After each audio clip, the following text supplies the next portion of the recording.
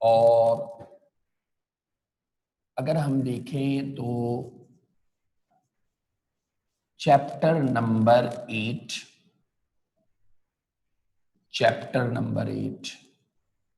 Alkyl halide.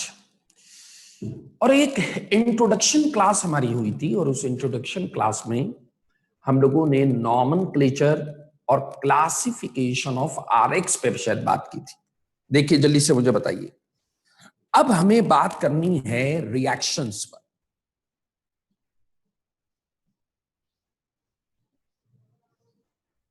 ठीक है बच्चों, बताइए जल्दी से, है ना बेटा?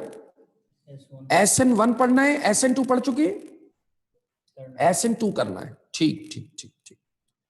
अच्छा बच्चों देखें, अब हम अगर हम आगे चलें तो आप देख सकते हैं कि जितने भी, अगर हम बेटा रिएक्शंस की बात करें, रिएक्शंस ऑफ अल्काइल हैलाइड्स की बात करें, रिएक्शंस ऑफ अल्काइल हैलाइड्स की अगर आप बात करें, ठीक है, रिएक्शंस ऑफ अल्काइल हैलाइड, तो बेटा रिएक्शंस ऑफ अल्काइल हैलाइड दो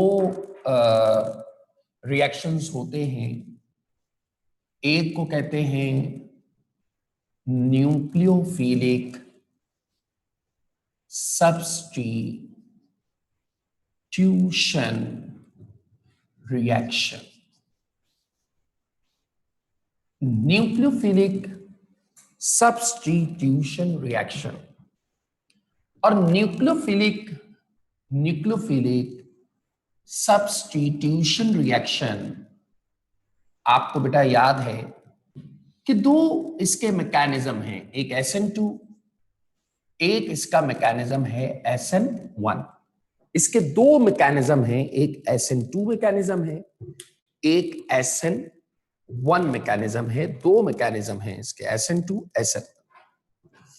अच्छा, इसी तरीके से अगर हम देखें तो हमारे पास, अगर हम इसी तरीके से देखें तो हमारे पास क्या होगा, ठीक है, हमारे पास बेटा अल्काइल हैलाइड चार तरह के हैं। CH3X है, ये बात हमारी हुई थी अगर आपको याद हो। 1 डिग्री है बेटा, 2 डिग्री है और 3 डिग्री। तो हमारे पास ये चार अल्काइल हैलाइड है, CH3X, 1 डिग्री, 2 डिग्री, 3 डिग्री। और अगर हम इनको देखें तो आप मेरी इस बात से कन्विंस होंगे कि आपने ये पढ़ा है कि सिर्फ ये दो जो होते हैं ये SN2 मैकेनिज्म फॉलो करते हैं। ठीक है बच्चों, ऐसा है ना? सिर्फ ये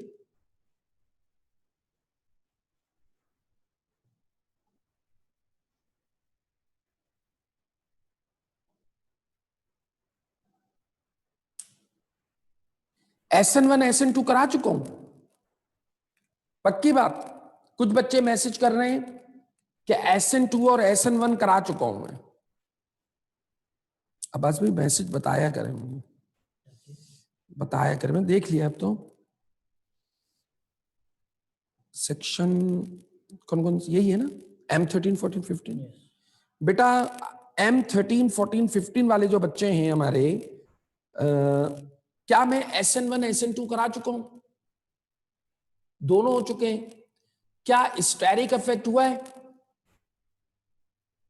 स्टेरिक इफेक्ट क्या इस पे बात हुई थी कि 3 डिग्री, चले बोर्ड पे मैं जा रहा हूं, आप मुझे बताइएगा, क्या इस पे बात हुई थी कि जो 3 डिग्री अल्काइल हैलाइड्स होते हैं, 3 डिग्री, ठीक है, ये SN2 नहीं करते, ये SN2 मैकेनिज्म नहीं करते। ठीक है ठीक है ठीक है।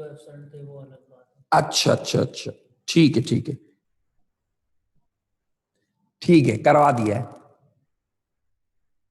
ठीक है, एक्सेप्शनल केस से पढ़ाना था, ठीक है, शायद ये पढ़ाना था मैं, ठीक है, याद आ गया मुझे याद आ गया कि आपकी क्लास में देखिए लास्ट मैंने आपसे ये बात की थी शायद, ठीक है, बेटा जब भी हम नए लेक्चर को शुरू करते हैं कोशिश होती है थोड़ा सा प्रीवियस भी पढ़ा दिया जाए, चले कोई इशू नहीं। देखिए लास्ट हमारी ये बात हुई थी कि अगर SN1 मैकेनिज्म की हम बात करें, SN1 मैकेनिज्म की अगर हम बात करें, SN1 मैकेनिज्म की, तो SN1 मैकेनिज्म की अगर हम बात कर रहे हैं तो इसकी रिएक्टिविटी होती है 3 डिग्री, 2 डिग्री, 1 डिग्री और CH3X। मैंने आपसे जाते जाते ये बात कही थी लास्ट क्लास में कि जो 1 डिग्री और CH3X है, जो 1 डिग्री और CH3X है, इसको लिखा जरूर गया है रिएक्टिविटी में, लेकिन 1 डिग्री और CH3X कभी भी SN1 मैकेनिज्म को फॉलो नहीं करेंगे। Do not follow. कौन फॉलो नहीं करेगा बेटा? 1 डिग्री और CH3X। यहां से हमें बात करनी है। एम आई राइट? ये एक्सेप्शनल केस मुझे आपको कराना है। ऐसा ही है ना बच्चों? ठीक ठीक है, थैंक्स फॉर योर फीडबैक। देखिए अगर फर्ज करें हम ये कहते हैं कि भाई 0 degree, 0 degree and 1 degree never perform SN1 mechanism। 0 degree and 1 degree never perform SN1 mechanism। ठीक है, 0 degree and 1 degree never perform SN1 mechanism।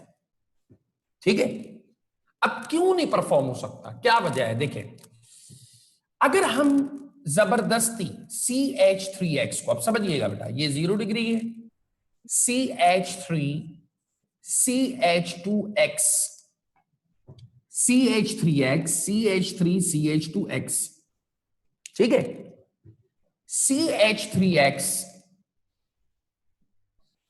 को अगर आप आयोनाइज कराएं, भाई पहला स्टेप SN1 रिएक्शन का पहला स्टेप क्या होता है? SN1 रिएक्शन का पहला स्टेप होता है formation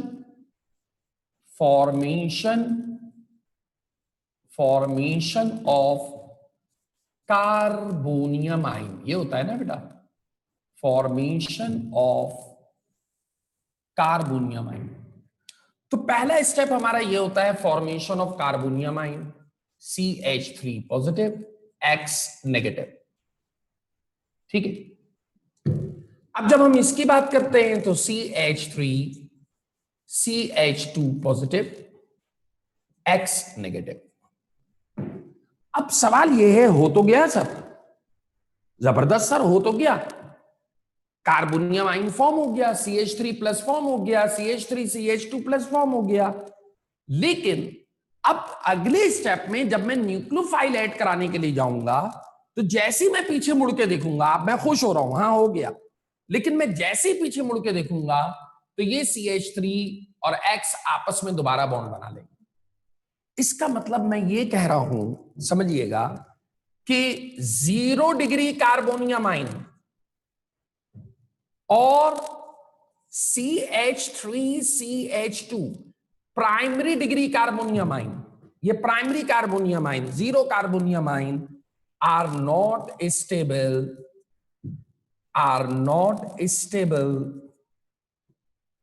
eight RTP, room temperature pressure पे बच्चों ये स्टेबल नहीं है।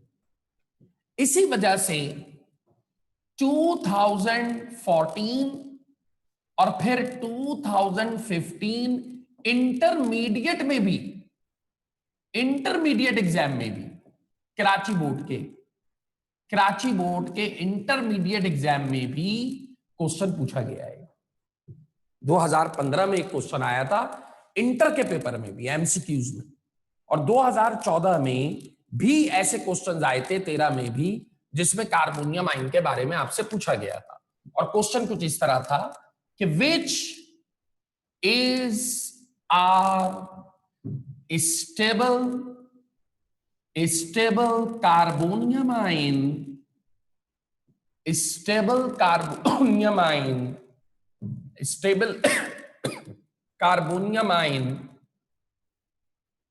at RTP. RTP stands for room temperature and pressure. Room temperature and pressure. ठीक है। Option a CH3CH2 plus, option b CH3 plus, option c CH3 whole twice CH plus, option d CH3 whole thrice plus. क्या ख्याल है बच्चों, इसका answer क्या होना चाहिए?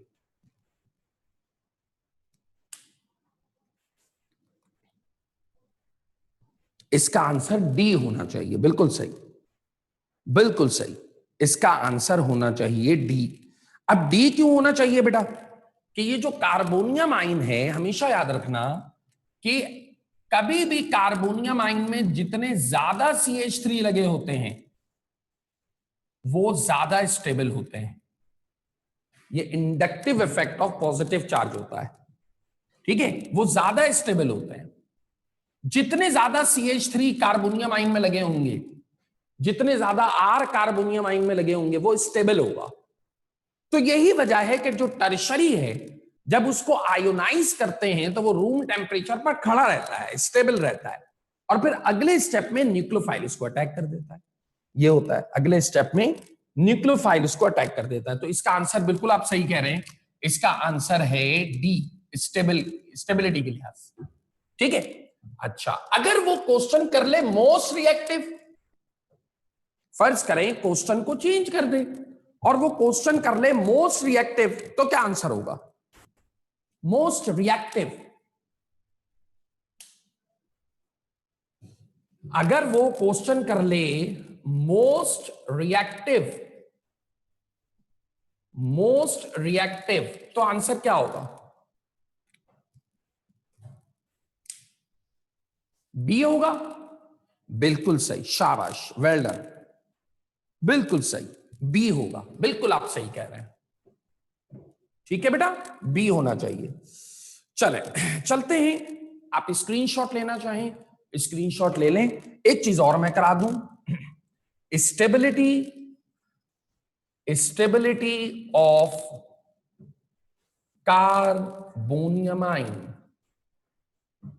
stability of carbonium ion, stability of carbonium ion CH3 whole thrice plus, ठीक है, फिर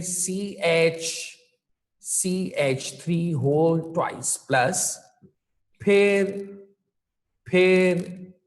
आपका ये हो सकता है CH3 CH2 और फिर CH3 प्लस, ठीक है। तो सबसे ज्यादा स्टेबिलिटी टर्शरी की होगी, टर्शरी कार्बोनियम आयन की। चलो, क्लियर हुआ? इससे रिगार्डिंग कोई क्वेश्चन? न्यूक्लियोफिलिक सब्स्टिट्यूशन से रिगार्डिंग क्वेश्चन करना। मोस्ट रिएक्टिव बी क्यों होगा? रिएक्टिव थोड़ी कहा है मैंने।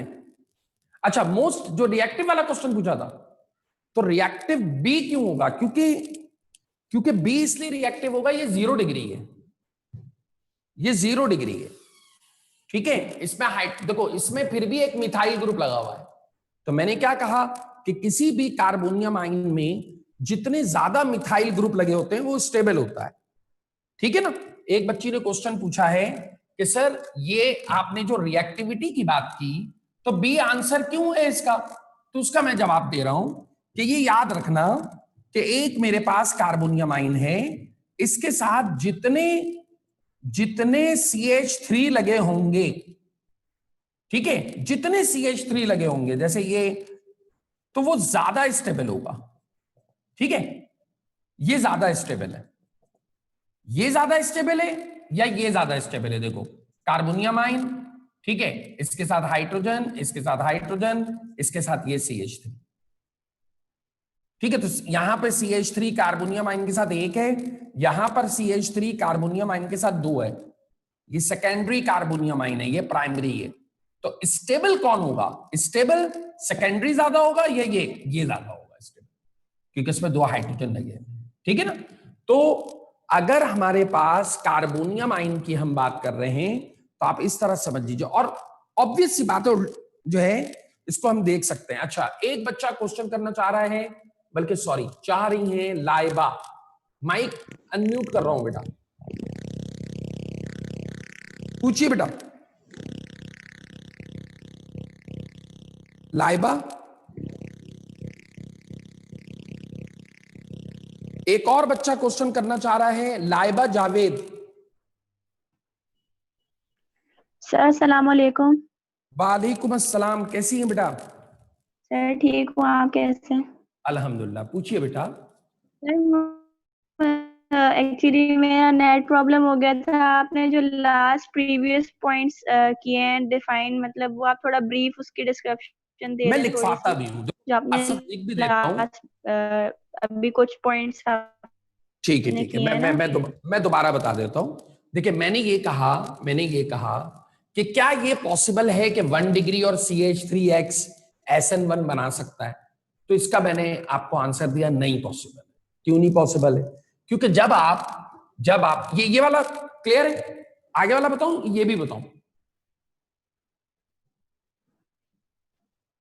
सर ये भी सर माइक बता खोल दें। दीजिए।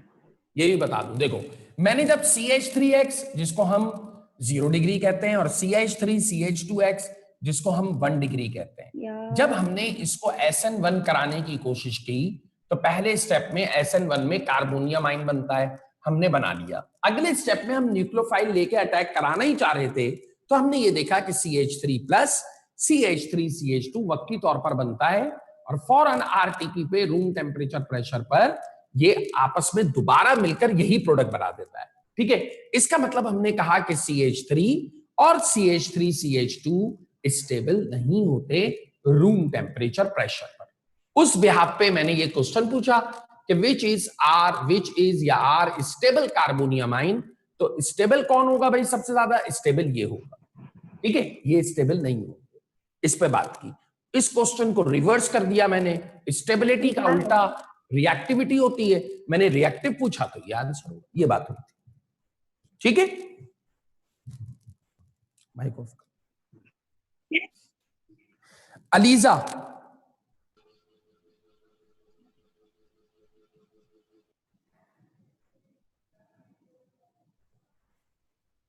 अलीजा। अस्सलाम वालेकुम सर। वालेकुम अस्सलाम। सर मुझे ये पूछना था, ये जो आपने मुझे बताया ना मोस्ट रिएक्टिव का, तो ये मैं कह रही थी कि इसका जो CH3 जो दो है, सेकंड वाली जो आपने एग्जांपल दिया है उसमें इलेक्ट्रॉन क्लाउड भी तो होता है ना, तो फिर वो मोस्ट रिएक्टिव ये बता दें। कौन सा मोस्ट रिएक्टिव? जो आपने ये बताया अभी मैंने बताया कि अगर आप कंपैरिजन करते हैं, फर्ज करें, ठीक है सर, टिश्यू ले आते हैं सर, टिश्यू दे दें मुझे, ये शेड आ रहा है इससे। देखिए अभी मैंने आपको एक बात ये बताई कि अगर मेरे पास ये एक कार्बन है, कार्बोनियम आइन है, ठीक है, अब इस कार्बोनियम आइन में ये हाइड्रोजन है, ये हाइड्रोजन है, ये हाइड्रोजन है, तो इस कार्बोनियम आइन का नाम हो गया CH3 पॉजिटिव। ठीक है, ठीक है बेटा जी।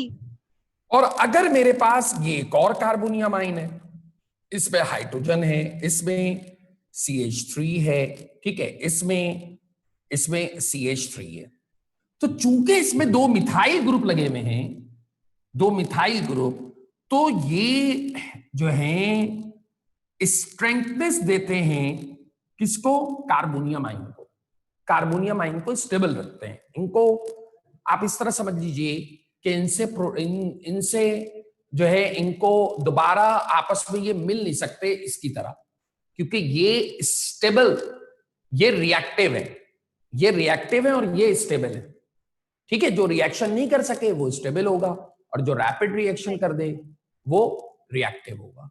तो ये क्यों रिएक्टिव है? ठीक है, क्योंकि प्राइमरी डिग्री, ये वजह होगी। Okay, thank you. अल्लाह हाफिज। ठीक है, चलें अब चलते हैं बच्चों एक नया टॉपिक। ठीक है, इससे रिलेटेड मैंने क्वेश्चंस ले लिए आप लोगों से।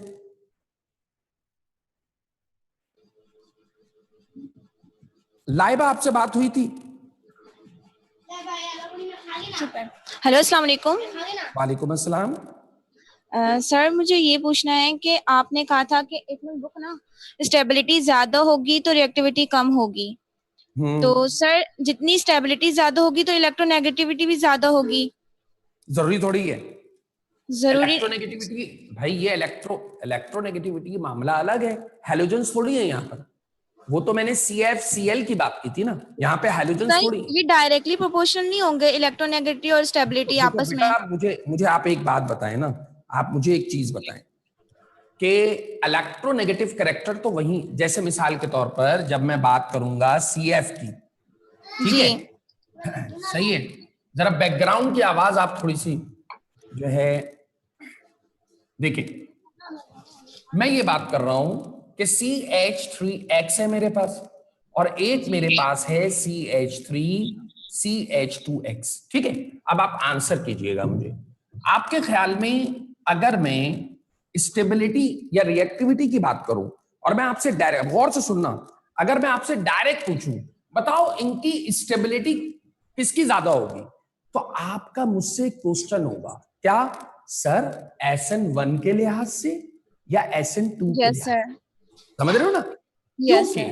क्योंकि जब भी हम RX की स्टेबिलिटी या रिएक्टिविटी, दोनों में से स्टेबिलिटी या रिएक्टिविटी की बात करेंगे ना, तो मुझे मैकेनिज्म बताना पड़ेगा। ठीक है, अच्छा अब आइए, अगर मैं मैकेनिज्म नहीं भी बताऊं तो आपका आंसर होगा सर चूंकि 1 डिग्री है, गौर से सुनना, चूंकि 0 डिग्री है और ये 1 डिग्री है, तो ये तो SN2 करते हैं, SN1 तो करते ही नहीं। Yes sir. अच्छा, मैंने कहा भाई क्यों नहीं करते SN1? क्योंकि सर जब आप इनको आयोनाइज करेंगे ना, तो इनके तो जो स्टेबल नहीं होते, X तो निकल गया, इलेक्ट्रोनेगेटिविटी वाला फैक्टर तो निकल गया ना आयोनाइज में। अब तो बात हो रही है कार्बोनियम आयन की, X तो निकल चुका है, इलेक्ट्रोनेगेटिविटी वाली बात खत्म हो गई। तो जो कार्बोनियम आयन बना है आपका, हम कंपैरिजन इसमें कर रहे हैं, तो जो कार्बोनियम आयन 0 डिग्री और 1 डिग्री होता है वो स्टेबल नहीं होता, रूम टेम्परेचर पे, वो थोड़ी देर के लिए बनता है, आप बाय फोर्स आप बना देते हैं, लेकिन फिर दोबारा ये मिलकर यही प्रोडक्ट बना देते हैं। तो इसका मतलब मैं इसे क्या कहूंगा, अच्छा भाई ये तो बहुत रिएक्टिव है, ये तो रेडिली रिएक्ट कर रहा है, तो जो रिएक्टिव कोट करूंगा वो स्टेबल होगा। और सर इसी तरह आप पोलैरिटी और स्टेबिलिटी में डिफरेंस बता सकते हैं एग्जांपल के लिहाज से, जैसे अभी आपने बताया। पोलैरिटी और stability directly proportional. Yes sir. Polarity जो हम निकालते हैं वो इलेक्ट्रोनेगेटिविटी डिफरेंस की वजह से निकालते हैं। मिसाल के तौर पर मैं आपको एग्जांपल दूं कि आपके इस क्वेश्चन को लेते हुए कि भाई CF और CI, ठीक है, अब मैं अगर आपसे पूछूं, सुन लो ना, CF और CI, अब मैं आपसे पूछूं पोलैरिटी किसकी ज्यादा है? CI की। CF। सर CF तो लो रिएक्टिव है। हाँ, इनवर्सली प्रोपोर्शन हो गया, ठीक है।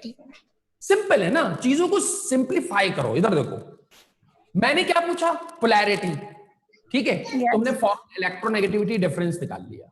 फ्लोरीन क्या होता है? 4.0, कार्बन 2.5, यहां पर भी कार्बन 2.5, आयोडीन क्या होता है बेटा? 2.5, तो अंडरस्टूड है इलेक्ट्रोनेगेटिविटी डिफरेंस इसकी ज्यादा निकलेगी। तो जिसकी इलेक्ट्रोनेगेटिविटी डिफरेंस, ये मैंने आपको कराया था लास्ट क्लास में, सुने देखिए, इलेक्ट्रोनेगेटिविटी डिफरेंस, अगर इलेक्ट्रोनेगेटिविटी डिफरेंस ज्यादा है इलेक्ट्रोनेगेटिविटी डिफरेंस, ठीक है, तो वो डायरेक्टली प्रोपोर्शनल है बॉन्ड एनर्जी के, ठीक है। और अगर बॉन्ड एनर्जी ज्यादा आपको पता चल गई तो वो डायरेक्टली प्रोपोर्शनल है स्टेबिलिटी के। तो इसमें कौन स्टेबल हुआ ज्यादा? CF। CF हुआ ना। तो जब CF स्टेबल हुआ तो CF स्टेबल भी हुआ, CF की बॉन्ड एनर्जी भी ज्यादा हुई, CF की पोलैरिटी भी ज्यादा हुई। लेकिन Yes, अगर अब सुनना, मैं F निकाल दूं, इलेक्ट्रोनेगेटिविटी वाला मामला गया, ठीक है। अब ये बन गए कार्बोनियम आयन। मैं ये कार्बोनियम आयन के मुतालिक बात कर रहा हूं, ठीक है। ये टॉपिक था हमारा। Yes sir, thank you. Most welcome. ठीक है बच्चों, अगले टॉपिक पर चलते हैं और अगला टॉपिक है हमारा, टाइम है सर? कितना टाइम है हमारे पास?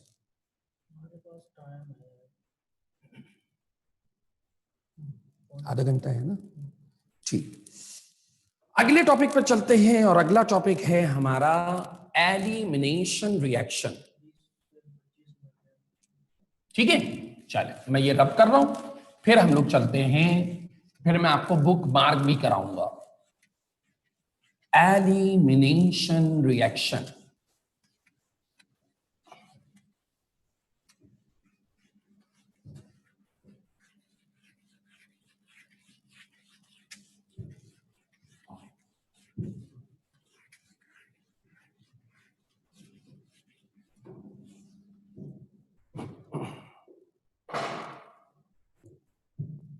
सर मैं कह रहा हूं टिश्यू चाहिए होगा।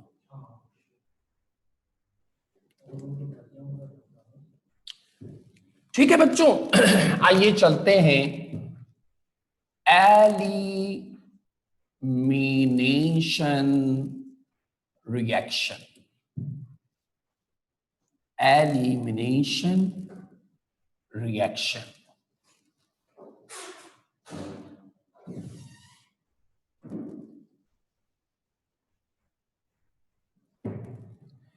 Elimination reaction.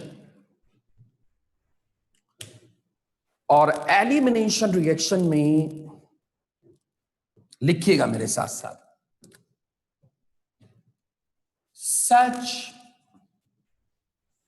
Chemical reaction, such chemical reaction which is involved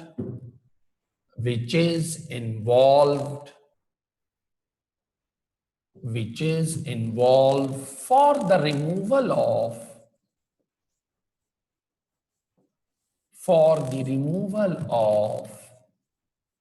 one or more atom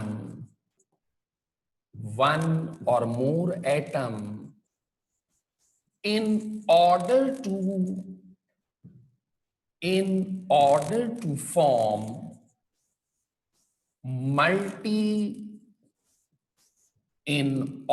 to form multiple bond is called elimination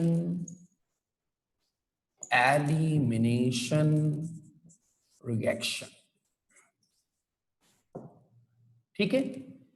एक ऐसा chemical reaction which is involved for the removal of one or more atom in order to form multiple bond is called elimination reaction. इसे हम elimination reaction कहेंगे, ठीक है। This reaction is known as elimination reaction. बच्चों ये आपने reaction पढ़ा है, अल्काइल हैलाइड ये रिएक्शन करते हैं। और अगर हम देखें तो अगर फर्स्ट कीजिए हमारे पास CH3CH2Br है, ठीक है, या Cl लगा लीजिए, Cl है, और आप उसमें KOH potassium hydroxide alcoholic solution अगर डालते हैं, अगर आप उसमें अल्कोहलिक सॉल्यूशन अगर डालते हैं तो ये हो जाएगा CH2 double bond CH2 plus KCl N plus water. ठीक है, अब सवाल ये पैदा होता है कि ये रिएक्शन प्रोसीड होता कैसे। ठीक है, मैं आपसे एक क्वेश्चन करना चाहूंगा यहां पर, और मैं आपसे क्वेश्चन, अच्छा, एलिमिनेशन रिएक्शन भी अगर आप देखें तो इसमें भी दो मैकेनिज्म्स होते हैं। एक E2 मैकेनिज्म है, ठीक है बेटा, और एक E1 मैकेनिज्म है। यानी अगर कोई एलिमिनेशन रिएक्शन कर रहा है, यानी हमारे पास कितने अल्काइल हैलाइड हैं, हमारे पास CH3X है, हमारे पास बेटा 1 डिग्री है, हमारे पास 2 डिग्री है, हमारे पास 3 डिग्री है। तो जिस तरह मैं कहता था कि ये SN2 करेगा, जिस तरह मैं ये कहता था कि भाई ये SN2 भी कर सकता है और SN1 भी कर सकता है, जिस तरह मैं कहता था 3 डिग्री SN1 करेगा, तो क्या आप समझते हैं कि मैं ये कह सकता हूं कि ये E2 करेंगे, ये एक क्रॉस क्वेश्चन है मेरा, ये E1 करेगा और ये E2 भी कर सकता है और E1 भी, डिपेंड्स ऑन सॉल्वेंट। ठीक है, ये बात मेरी आपसे हो चुकी है, depends upon solvent, depends upon solvent, E2 E1 इस तरह, ये हमारी बात। अच्छा, आप सब कन्विंस हैं कि CH3X और 1 डिग्री E2 करेगा? आंसर करें, आंसर कीजिए बेटा, क्या आप सब कन्विंस हैं?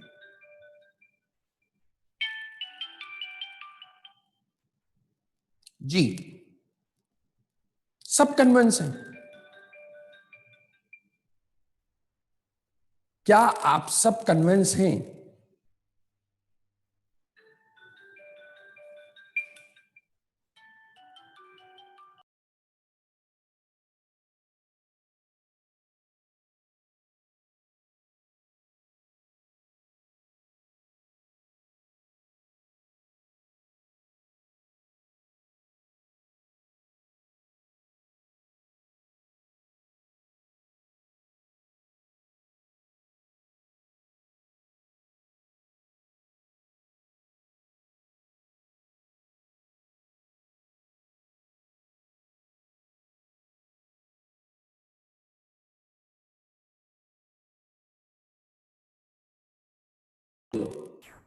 लाइबा, मैं इसी आंसर का वेट कर रहा था, बिल्कुल सही, मैं इसी आंसर का वेट कर रहा था कि सर CH3X, एक बच्चे ने यह आंसर दिया है, सर CH3X किसी भी सूरत एलिमिनेशन रिएक्शन प्रोसीड ही नहीं कर सकता। क्यों? क्योंकि इसके लिए बनाना पड़ता है मल्टीपल बॉन्ड, तो जब मल्टीपल बॉन्ड ही नहीं बनेगा तो एलिमिनेशन रिएक्शन नहीं हो पाएगा। बिल्कुल सही, शाबाश बेटा। ठीक है, अब और बच्चों को भी याद आ गया होगा, अभी मैं और भी आपको याद दिला देता हूं। CH3X यानी कि 0 डिग्री और 1 डिग्री SN2 तो दोनों बना सकते हैं, लेकिन एलिमिनेशन सिर्फ 1 डिग्री बनाएगा, सिर्फ 1 डिग्री बनाएगा। CH3X एलिमिनेशन रिएक्शन नहीं कर पाएगा। क्यों? क्योंकि मल्टीपल बॉन्ड बनाने के लिए जो है, इस रिएक्शन को प्रोसीड करने के लिए हमें बीटा हाइड्रोजन चाहिए होता है।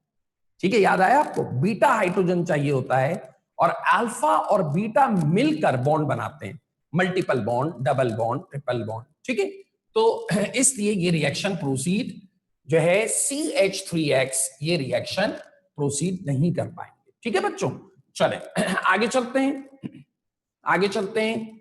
अब मुझे आपसे यहां पर जो बात करनी है, मुझे यहां पर जो बात करनी है, यहां पर जो मुझे बात करनी है वो है इंडक्टिव इफेक्ट। ठीक है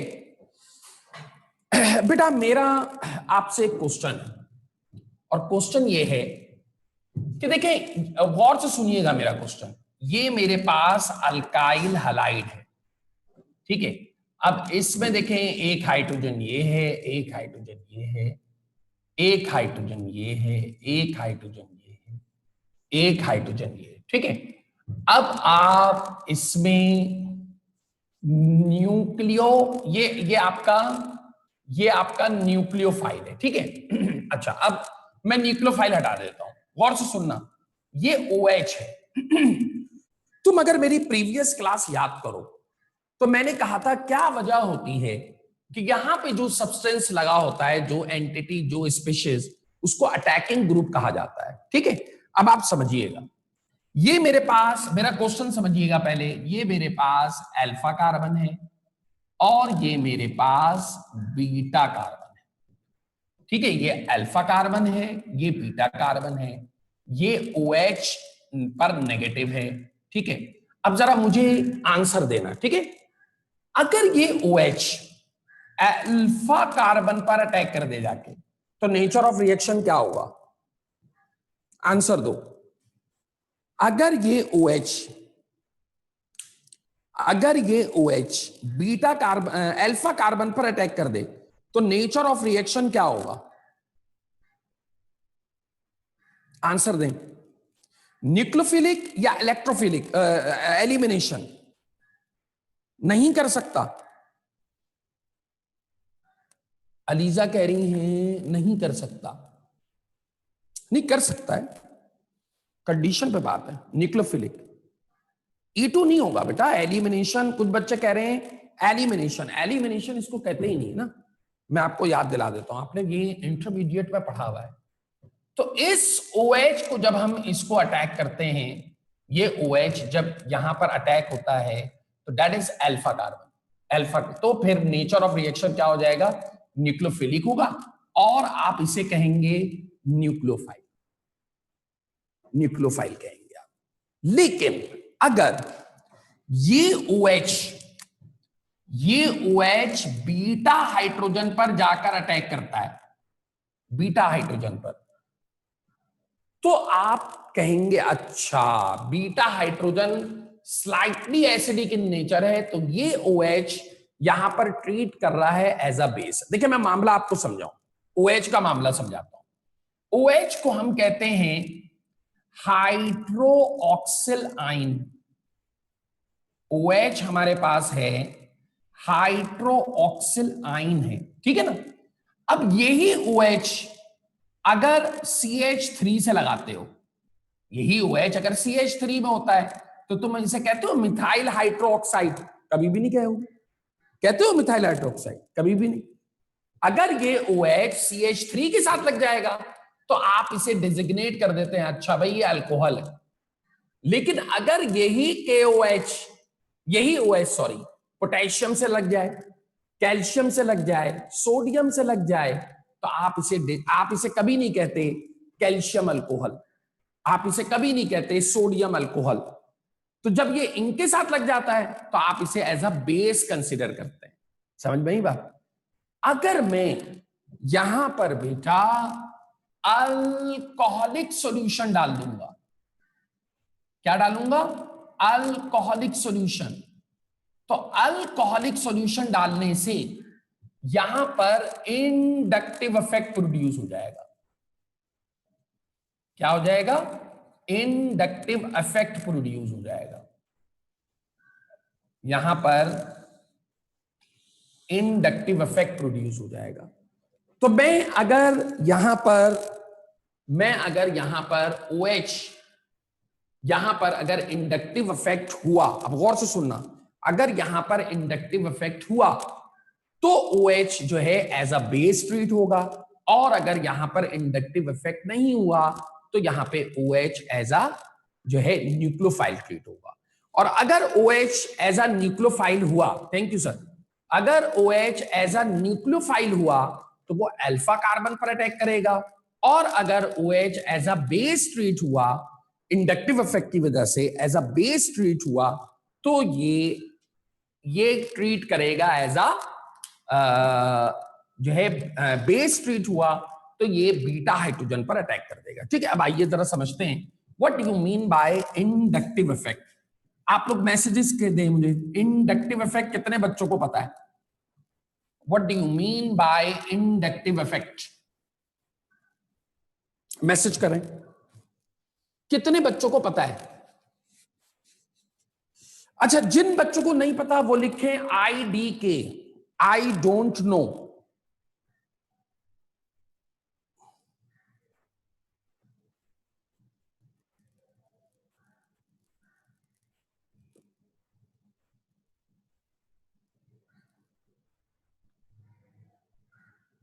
ठीक है, जिन बच्चों को पता है वो आंसर दें, इंडक्टिव इफेक्ट से क्या मुराद है?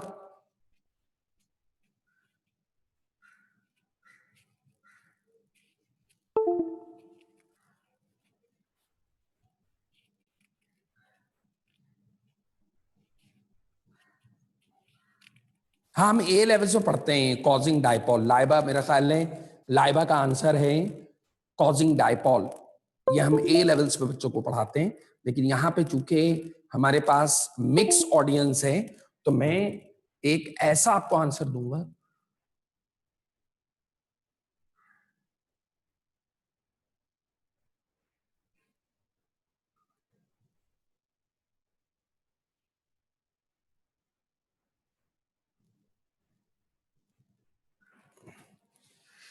ठीक है बेटा, अब देखिए सुने, अल्कोहलिक सॉल्यूशन अगर आप डालते हैं, अब आप कॉन्सेंट्रेट कीजिएगा, ठीक है, तवज्जो से मेरी बात को सुनिएगा। मुझे आप एक बात बताएं, ये जो CX है, ये वाला जो CX है, इनके दरमियान आपस में कौन सा बॉन्ड है? Polar, non polar? तो जरूर आपका आंसर होगा कि इनके दरमियान पॉलर बॉन्ड है। ठीक है बेटा, पॉलर बॉन्ड है ना, यानी कार्बन पर पार्शियल पॉजिटिव होगा और X पर पार्शियल नेगेटिव होगा। ठीक है, अब इधर देखिएगा, गौर से देखिए इधर, पार्शियल पॉजिटिव और पार्शियल नेगेटिव का मतलब यह है कि ये जो दो एटम हैं, इन्होंने जो इलेक्ट्रॉन शेयर किया है, ये इक्वल शेयरिंग नहीं है। जब इक्वल शेयरिंग नहीं है तो इसका मतलब ये इलेक्ट्रॉन X की तरफ ज्यादा है, मतलब ये ऐसा होगा दिखने में, देखो ये यूं नहीं होगा, ये इलेक्ट्रॉन ऐसा होगा, ये देखो यूं होगा, X की तरफ ज्यादा है। तो क्या X ने इस इलेक्ट्रॉन को अपनी तरफ ले लिया है? नहीं। अगर X कंप्लीटली कार्बन के इलेक्ट्रॉन को गेन कर लेता तो फिर X पे पार्शियल चार्ज नहीं होता, एक्यूरेट नेगेटिव चार्ज होता। अब हुआ ये, सुनना जरा, हुआ ये कि ये जो OH है ना बेटा, इसे खुद नहीं पता, ये सॉफ्ट, ये अटैकिंग ग्रुप है। अक्सर आपने देखा होगा लिखा होता है अटैकिंग ग्रुप, ये अटैकिंग ग्रुप है, इसे हम अटैकिंग ग्रुप कहते हैं। मतलब इसे जिस पर मौका मिलेगा ना उस पर अटैक कर देगा, इसका काम ही यही है कि अटैकिंग ग्रुप। बहुत माजरत के साथ मुझे एक एग्जांपल देनी पड़ रही है समझाने के लिए। जैसे स्नैचर्स होते हैं, तो वो जब घर से निकलते हैं उन्हें पता है, हाँ यार उनके दिमाग में चल रहा है मुझे स्नैच करना है मोबाइल, दूसरी चीजें स्नैच करनी है, लेकिन उन्हें यह नहीं पता होता कि किससे करनी है। वो सॉफ्ट टारगेट देखते हैं, वो सिचुएशन के मुताबिक लोगों पे अटैक करते हैं और चीजें छीन लेते हैं। तो इसी तरह ये भी अटैकिंग ग्रुप है, हमारी बुक में भी लिखा हुआ है और मैं भी इस बात से कन्विंस हूं कि इसे अटैकिंग ग्रुप ही कहना चाहिए। लेकिन जब आप अल्कोहलिक सॉल्यूशन डालते हैं ना, तो ये जो X है, इसकी थोड़ी सी न्यूक्लियोफिलिसिटी स्ट्रेंथ ग्रेटर हो जाती है, इसकी थोड़ी सी न्यूक्लियोफिलिसिटी बढ़ती है। तो जब न्यूक्लियोफिलिसिटी, जैसे अक्सर फ्लक्चुएशन देखते हैं आप घर में, फ्लक्चुएट करते हैं ना यार, वोल्टेज अप एंड हाई, तो इस तरह समझाने के लिए कह रहा हूं, ठीक है, टेक्निकल बात नहीं है, समझाने के लिए कह रहा हूं। तो ये इलेक्ट्रॉन को और शिद्दत से अपनी तरफ खींचता है। अल्कोहलिक सॉल्यूशन की वजह से एक इंडक्टिव इफेक्ट होता है, पूरे इलेक्ट्रॉन की जो शेयरिंग है वो डिस्टर्ब हो जाती है। सोचो जब ये इलेक्ट्रॉन इसकी तरफ जाएगा तो पार्शियल पॉजिटिव तो था अल्फा कार्बन, पार्शियल पॉजिटिव तो था ये, लेकिन ज्यादा हो जाएगा। ठीक है, पार्शियल पॉजिटिव यानी ये ज्यादा महसूस करेगा, इनसिक्योर महसूस करेगा। तो हमेशा याद रखना कि इसके बराबर में जो कार्बन है, यानी कि बीटा कार्बन और अल्फा कार्बन के दरमियान क्या रिश्ता है? नॉन पोलर का, इक्वल शेयरिंग है। ये शेयर्ड इलेक्ट्रॉन है, ये वाला दिखा रहा हूं मैं, बाहर निकाल के दिखा रहा हूं। तो ये शेयर्ड इलेक्ट्रॉन जब इसके ऊपर प्लस चार्ज आना शुरू होंगे, इसका इलेक्ट्रॉन दूर जाना शुरू होगा, तो ये electron Aahista Aahista alpha carbon की तरफ जो है हल्के हल्के मूव करना शुरू करेंगे। और याद रखो, मैंने तुम्हें अभी बताया कि किसी भी एंटिटी में अगर इलेक्ट्रॉन अवे जाए, दूर जाए उससे, तो उस पर चार्ज आ जाता है पॉजिटिव, उस पर पार्शियल पॉजिटिव चार्ज आ जाता है। तो इस एक्स की वजह से जब इसने इसके इलेक्ट्रॉन को खींचा, तो अल्फा कार्बन पर ज्यादा प्लस चार्ज आना शुरू हुआ, इस तरह समझ लो। तो बीटा और अल्फा के दरमियान जो ये इलेक्ट्रॉन थे, इन्होंने ये इलेक्ट्रॉन इसकी तरफ शिफ्ट होने लगे और बीटा पर भी चार्ज आना शुरू हुआ पॉजिटिव। और ये कौन है? ये ताक में लगा हुआ है, ये स्नैचर है, ये ताक में लगा हुआ है कि मुझे कोई सॉफ्ट टारगेट मिले और मैं अटैक करूं। अब सिचुएशन देखो, इसने इसके इलेक्ट्रॉन को खींचा, अल्फा कार्बन ने बीटा के इलेक्ट्रॉन को अपनी तरफ खींचा, तो बीटा पर हल्का हल्का पॉजिटिव आया। जैसे जैसे हल्का पॉजिटिव आया, इन हाइड्रोजन ने अपने इलेक्ट्रॉन को शिफ्ट किया हल्के से, जैसी। और मैंने आपको कहा है कि जो भी अपना इलेक्ट्रॉन अपने पास से दूर करेगा, उस पर चार्ज आ जाएगा पॉजिटिव। ये तो ताक में लगा हुआ था, इसने कहा दूर क्यों जाऊं, अल्फा कार्बन पर अटैक क्यों करूं, इसको अटैक कर देता हूं। तो जब इसको इसने अटैक किया, तो इसने बना लिया जो अभी थोड़ी देर पहले मैंने लिखा था, वाटर। अभी जो ये रिएक्शन थोड़ी देर पहले ये लिखा था, देखे मैंने, CH3 CH2Cl, ठीक है, प्लस KOH, अल्कोहलिक सॉल्यूशन, ठीक है। तो ये हमारे पास बन जाएगा वाटर। वाटर बन गया बेटा, ये वाटर बन गया। अच्छा, अब जब वाटर बना तो सोचो, यहां से हाइड्रोजन चला गया, तो बीटा कार्बन ने अल्फा कार्बन को व्हाट्सएप किया कि भाई इसका बंदा आया था, ये भी न्यूक्लियोफाइल, ये भी न्यूक्लियोफाइल, और इसने मेरी एक वैलेंसी खत्म कर दी। तो ये एक वैलेंसी जब यहां से खत्म होगी, मजाकतन कहता हूं व्हाट्सएप किया, तो यहां से अल्फा कार्बन भी क्लेवेज करेगा, इसकी अल्फा कार्बन भी निकाल देगा। तो X बाहर आ जाएगा, X नेगेटिव हो जाएगा, X बाहर आएगा, और ये X Cl के साथ मिलकर बना लेगा, ठीक है। सॉरी, Cl बाहर आ जाएगा, X नहीं दिया हुआ है मैंने, Cl दिया हुआ है। Cl बाहर आ जाएगा और ये Cl और K मिलकर बना लेंगे KCl बना लेंगे। तो इसका मतलब एक वैलेंसी बेटा इसकी खाली, एक वैलेंसी इसकी खाली, तो ये दोनों मिलकर क्या बना लेंगे?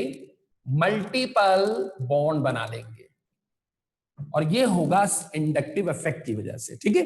तो ये बात जो मैंने अभी आपसे कही, मल्टीपल बॉन्ड बनाने वाली बात जो मैंने कही, तो अब आप डेफिनेशन को थोड़ा सा जरा गौर से देखें जाकर।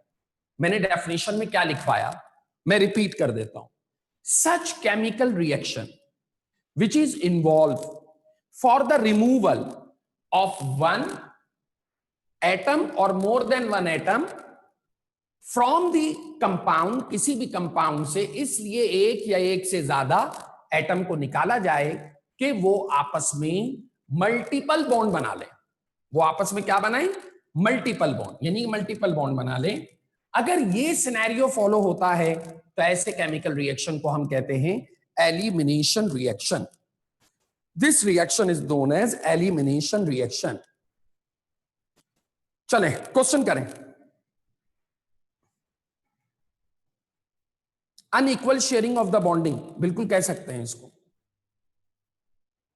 क्वेश्चन करें सर, जरा देखिएगा, क्वेश्चन देखिएगा, हैंड रेज करें जिनको क्वेश्चन करना है।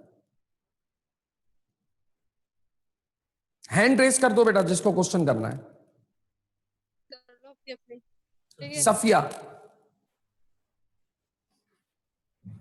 सफिया करें बेटा।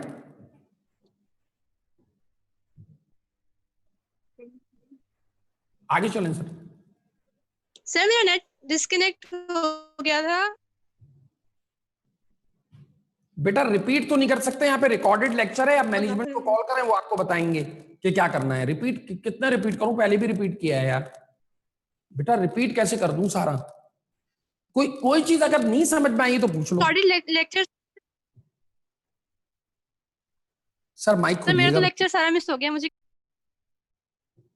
पूरा मिस हो गया बेटा।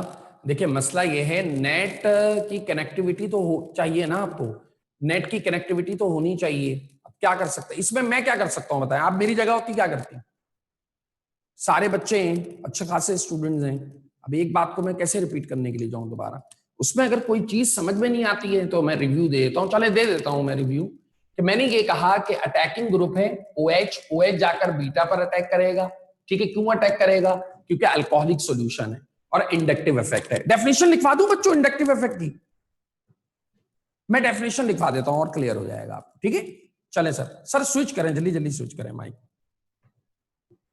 जी बेटा,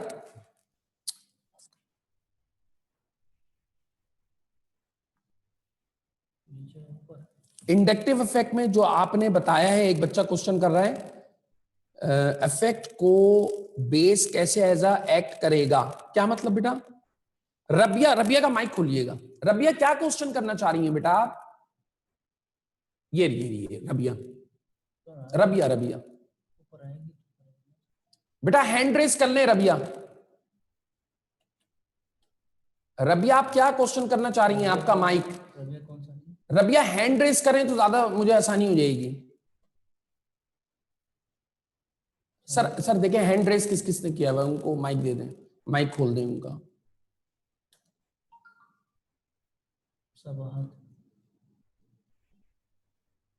सबाहत बेटा,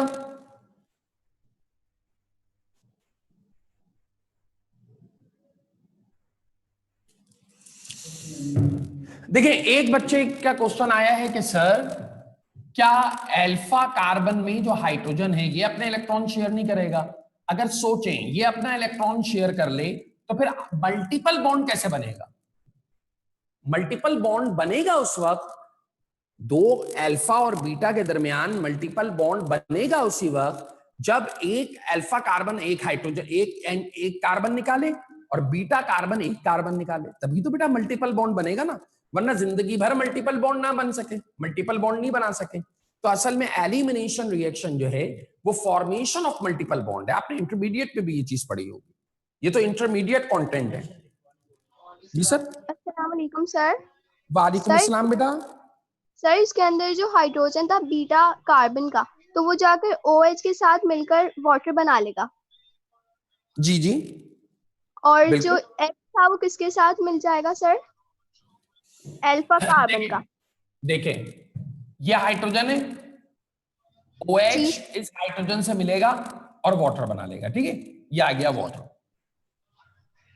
आ गया। अब एक वैलेंसी बीटा की खाली हो गई ना, बीटा की जब खाली हो गई तो अल्फा कार्बन भी क्लीवेज करेगा, X को हटाएगा। अल्फा कार्बन ये स्टेप वाइज नहीं हो रहे होंगे, ये साइमल्टेनियसली हो जाएंगे, ठीक है ना। लेकिन ये है कि यहां से X हटेगा, CX यहां से X हटेगा, X अलग होगा, X नेगेटिव, और ये X जाहिर है जो OH आया है ये किसी ना किसी कंपाउंड से आया है ना बेटा, OH नेगेटिव K पॉजिटिव, तो ये K और X आपस में मिलकर KCl बना देंगे। एक वैलेंसी इसकी खाली हो गई, एक वैलेंसी अल्फा की खाली हो गई, एक वैलेंसी बीटा की खाली हो गई, तो अल्फा और बीटा आपस में मिलकर डबल बॉन्ड बना लेंगे। ये होगा।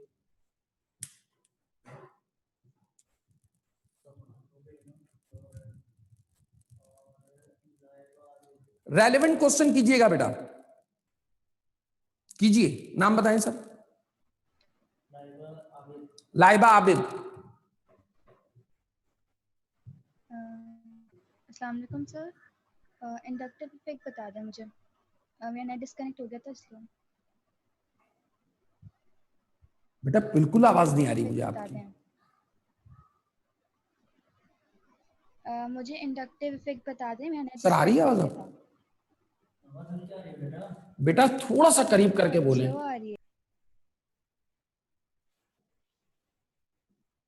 जी बोलें। चले आगे चलें सर। जी बेटा बोलें। फातिमा बोलें। आपका आप अपना माइक चेक करें, माइक ऑन किया है आपका?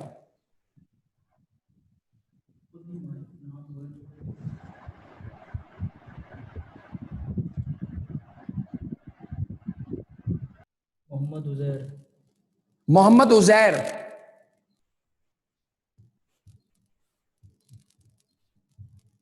मोहम्मद उजैर। अस्सलाम वालेकुम सर। वालेकुम सलाम उजैर। Hello sir. जी जी मैं सुन रहा हूँ उजैर, आपको बोलें। सर वो जो आपने बताया था कि अगर हाइड्रोक्सी OH जो है वो अगर अल्काइल रेडिकल के साथ लगेगा तो अल्कोहल, और अगर कैल्शियम, सोडियम और पोटेशियम के साथ लगेगा तो हम उसे बेस कंसीडर करेंगे, और अगर बेस इस्तेमाल करेंगे तो एलिमिनेशन होगा, इंडक्टिव इफेक्ट। वो आपने क्या जुमला कहा था वो रिपीट कर दें। एलिमिनेशन होगा inductive effect.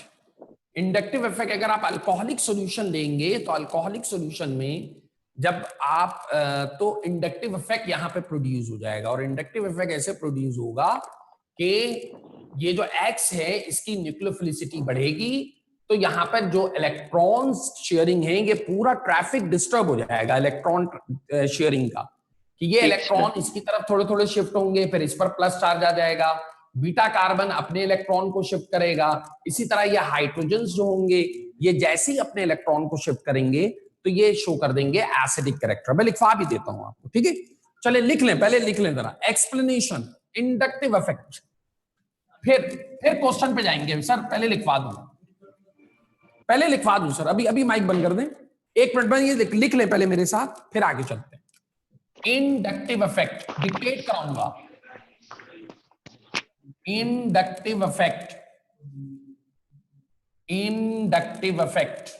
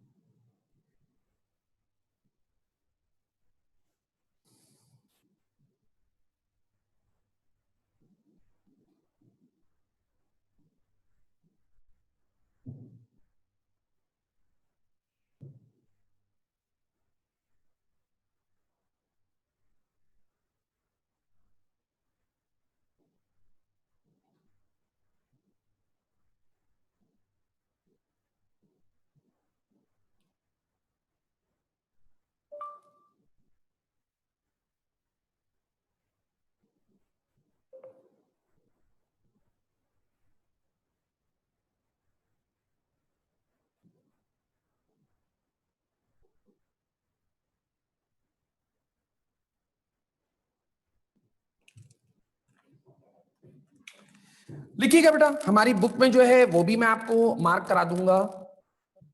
It is an effect, it is an effect regarding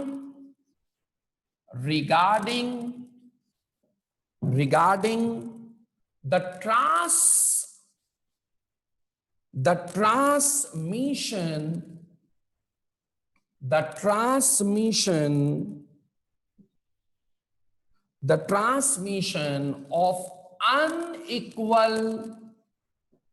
unequal sharing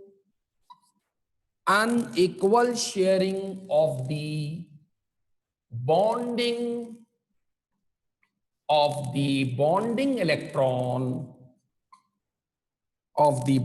electron through the chain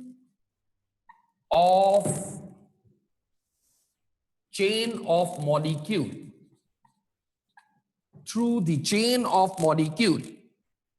ठीक है? अब जो बुक में है वो भी मैं आपको बताता हूं। ये तो एक शॉर्ट डेफिनेशन मैंने आपको लिखवाई, ठीक है? अब देखें, transmission of unequal sharing of bonding, कि अनइक्वल शेयरिंग ऑफ बॉन्डिंग हो जाएगी, ठीक है ना? कि ये इलेक्ट्रॉन इसकी तरफ आ जाएगा, ये इलेक्ट्रॉन इसकी तरफ चला जाएगा, तो ये जो unequal sharing of electron disturb हो जाएंगे, उसकी वजह से इस हाइड्रोजन पर एसिडिक कैरेक्टर आ जाएगा, ठीक है? आइए जरा बुक में पहले मैं आपको मार्क करा दूं, फिर आपके क्वेश्चंस इंशाल्लाह रिजॉल्व हो जाएंगे, लेकिन फिर भी अगर होंगे तो हम डिस्कस कर लेंगे। आइए बुक में, और बुक में आपको आना चाहिए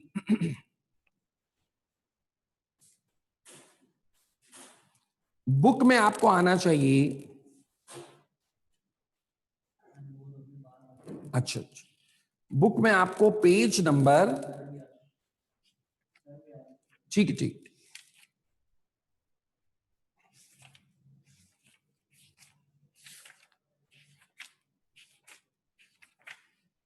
ये देखिए बेटा, जहां दी हुई है एक्सप्लेनेशन, पेज नंबर 174, ये देखिए आप, पेज नंबर 174, ठीक है, ये आपको नजर आ रही है, ठीक है, एक्सप्लेनेशन। अब आप बुक उठाएं और देखें, बुक में देखें कहां क्या लिखा हुआ है। Consider N alkyl halide having 2 और मोर देन 2 कार्बन एटम, मिला आपको 2 carbon atom, the carbon atom bonded to halogen atom directly is called alpha carbon and the carbon atom adjacent to alpha carbon. ये पूरी detail दी हुई है आपकी book में, ठीक है। अच्छा, आगे वो लिखता है अगले पैराग्राफ में, ये पैराग्राफ मार्क करें, ये वाला पैराग्राफ भी, नीचे वाला, द हाइड्रोजन एटम, आपको वीडियो से सही नजर नहीं आएगा, आपको बुक चाहिए होगी। The hydrogen atom attach to beta carbon, यानी वो हाइड्रोजन एटम जो बीटा कार्बन से अटैच है, अटैच टू बीटा कार्बन, ठीक है, beta carbon is slightly acidic, ये एसिडिक होता है स्लाइटली, क्यों भाई? Due to high electronegativity of halogen. और मैंने आपको बताया ऐसा क्यों होता है, जब आप अल्कोहलिक सॉल्यूशन डालेंगे, अगर आप अल्कोहलिक सॉल्यूशन नहीं डालेंगे तो आपका रिएक्शन हो जाएगा वही न्यूक्लियोफिलिक, ठीक है। तो ये देखें यहां पर ये मेंशन हुआ है, ठीक है, ये देखिए ये मेंशन हुआ है। तो first para and second para important है।